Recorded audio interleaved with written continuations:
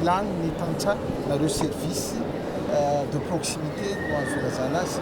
Amin'ny ankapobeny dia mamaly zay filantantsaha. Raha vao resaka filantantsaha tsika dia tsy maintsy eo ny toana ara-tolo-kevitra na conseil agricole, tsy maintsy eo ny fanohanana amin'ny anam-pamokasika ny anam-pamokarana na ny appui amin'ny approvisionnement ny intrant agricole, tsy maintsy eo ny toana mikasika ny fananatany misy rao isaky ny guichet agricole zany isahana an'izany fanohanana conseil mikasika ny foncier na fananatany zany.